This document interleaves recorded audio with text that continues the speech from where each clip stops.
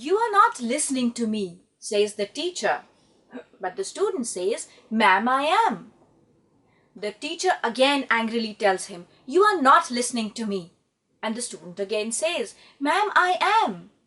Then where is the problem? Is the teacher misinterpreting, or is the student actually not listening? The point here is the student is trying to listen to the message, but not with 100% concentration. The student is trying to grasp the material that the teacher is giving, but he is unable to do so. There may be so many reasons behind this. The point is, what is listening? We keep saying, "Listen to me, please listen to me. Why are you not listening to me?" The question is, what does the word listening mean? Listening is the interpretation of the given message or the given word. And it is not only the interpretation, it is the evaluation and then interpretation of a given message or a given word. Listening is not just something that comes to everybody easily. It is a proper process. It is a process of communication.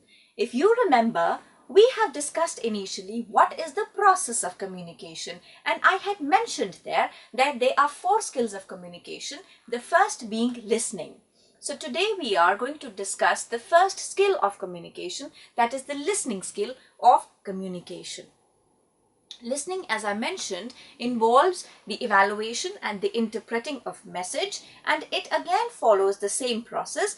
The listener first listens to the message, then decodes the message, evaluates the message, gives a feedback, and that comes back again to the speaker.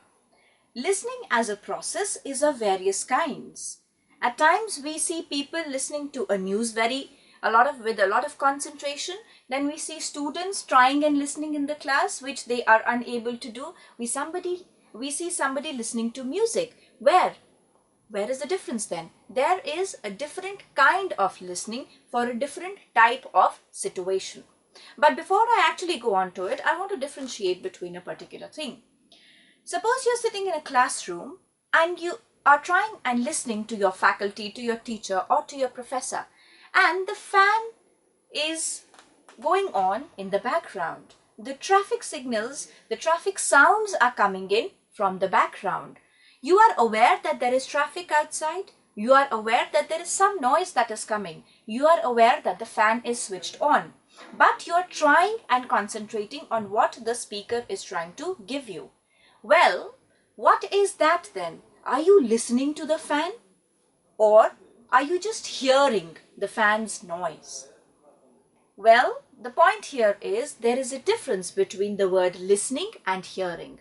When I say hearing, what I mean is that I am trying to listen to something involuntarily, something that I cannot avoid. The noise of the traffic that comes from outside while I'm sitting in a room, can I avoid that? If I try and avoid that, I would also be unable to listen to the message. And that is the thing when we say that hearing is an involuntary process. The traffic noise that comes from outside, you cannot avoid it. And that is hearing. You are not paying attention to it. You are not reacting to it. You are not responding to it. You are following, listening simultaneously. You are reacting to the message. You are responding to the message. You are giving a feedback. So, what is the point? The point is, listening and hearing are 2 different things. Listening is a process of communication, whereas hearing is purely a physiological process. Listening is voluntary. You listen to somebody if you like somebody. You don't listen to somebody if you don't want to listen to somebody. Nobody can force you to listen to something. But hearing is involuntary. You cannot avoid it. You cannot avoid the noise of the fan, the noise of the traffic, some dog barking outside in the street. Can you avoid it? No, that is hearing. Listening is again a process. It follows particular steps, whereas hearing comes on its own.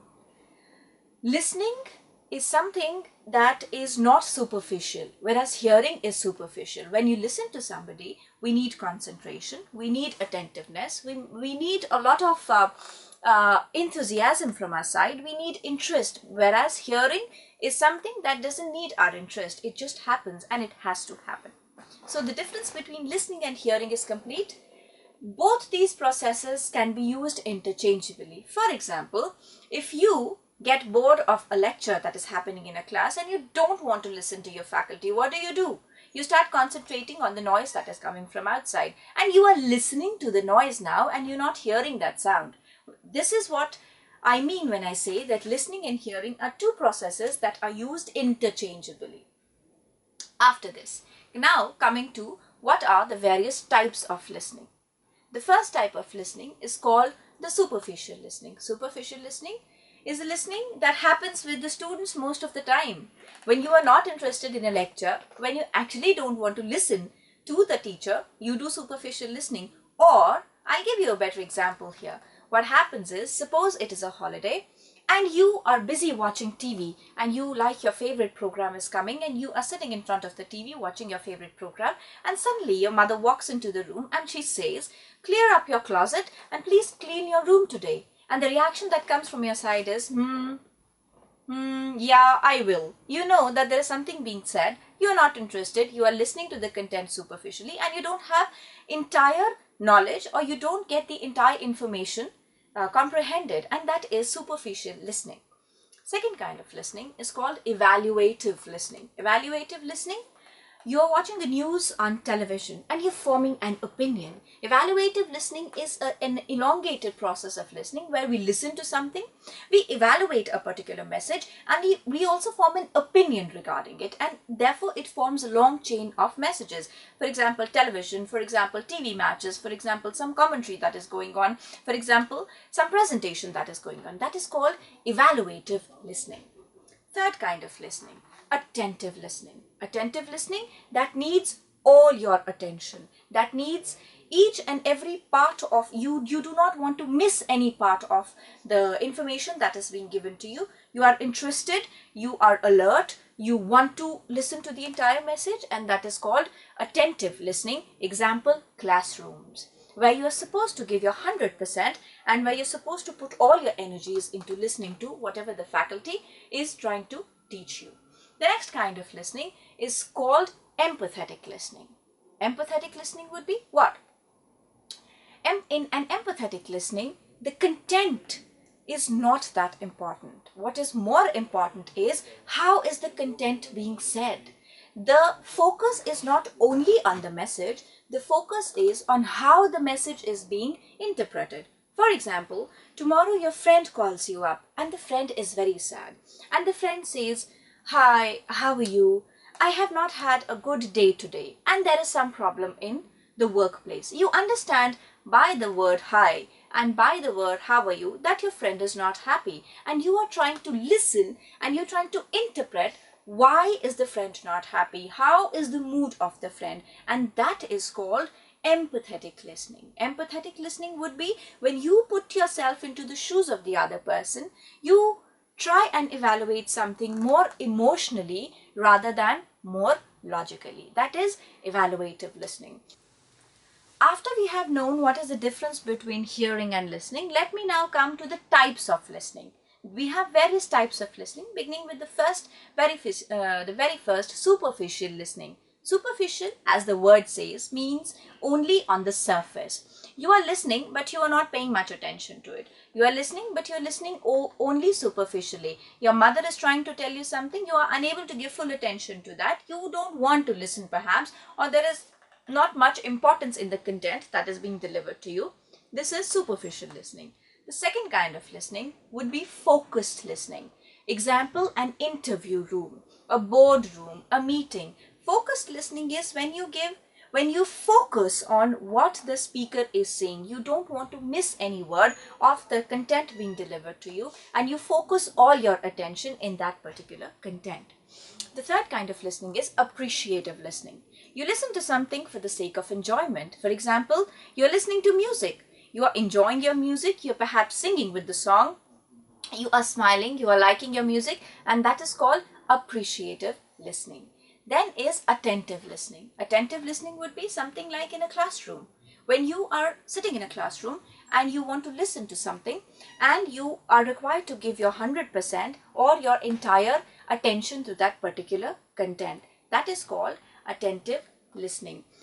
And then we have the evaluative listening. Evaluative listening is when you are watching a television, when you are when you're listening to a commentary, where you are listening to the content and you're also forming a line of thought, and along with the listening you are also forming your opinion. That is called evaluation, and that is called evaluative listening. And then in the end we have empathetic listening. Empathy, as we know, deals with emotions. What is empathy? Empathy is keeping yourself into the shoes of the other person, placing yourself into the other person's place. Empathetic listening is more concerned with emotions rather than information. For example, when your friend calls you up and when the friend is sounding sad, you know exactly by the word hi or by the word how are you that there is something wrong with the friend. You will not concentrate more on the content, rather your concentration would be more on the emotion or the emotional content that the friend is trying to give you. And that is called empathetic listening, where the speaker is trying to tell you something emotionally and you listen to the speaker, concentrating more on the emotions rather than on the information. So these are a few basic kinds of listening, and as we have listening, we also have barriers to listening. We listen to somebody, but yes, there is a problem in the listening. Why? Because there was a barrier in listening. Just the way we had barriers in communication, more or less, the same barriers apply in listening as well. To repeat a few, I'll begin with the physical barrier. Any kind of noise in the environment because of which you cannot listen. The distance of the speaker with the listener, that is again a problem, that becomes a physical barrier. Or maybe difference in temperature, very high, very low temperature. Any kind of distraction in the physical environment is called a physical barrier. The next kind of barrier is again the psychological barrier. Feelings of anxiety, feelings of frustration, feeling of happiness, feeling of sadness, feeling of hunger, everything comes as a barrier to listening, where you are unable to listen to the person with full attention. Third barrier, cultural barrier, where people belonging to two different cultures interact with each other. One person is unable to interpret the other person's culture, unable to understand what the other person is trying to say. We generally believe that there are two kinds of cultures, contexts in cultures. The first is called the high context culture, the second is called the low context culture. People who belong to the high context culture have difference in their behavior, their attitudes and their upbringing, and low context culture people are different in their behavior and attitudes and other things. So when we interact with people who belong to different cultures, we need to keep in mind the cultural context and the difference in the cultural context. Then the next kind of barrier is called the linguistic barrier, that deals with language. Language that comes as a barrier when the person cannot understand the language the speaker is using. Now in the linguistic barrier, we also have other things like the way we interpret a particular word, or the way we interpret or the way we speak a particular word. Everything related to a language becomes a linguistic barriers. So a few barriers to communication have been discussed. Our aim here is to tell you not to become just a listener, but to become an effective listener. There is a difference between being a listener and being an effective listener. And what is the difference? The difference is an effective listener is a motivated listener. He wants to listen to the speaker. An ineffective or just a listener may not be motivated. An effective listener is an active listener, because listening is an active process itself. It involves a lot of activity, involves a lot of interest, it involves a lot of you need to be very, very vigilant about your listening. Whereas just a listener may not be active, may be passive, may be listening to things superficially. An effective listener will give you a response. A listener may or may not give you a response. An active listener gives you a feedback and asks you questions in the end. And a listener may or may not ask you questions in the end. An effective listener will always make note of whatever he or she is listening to, whereas an ineffective listener or just a listener may not do that. So the point here is, and the aim here is, that we need to be effective listeners in our lives. So, are you an effective listener?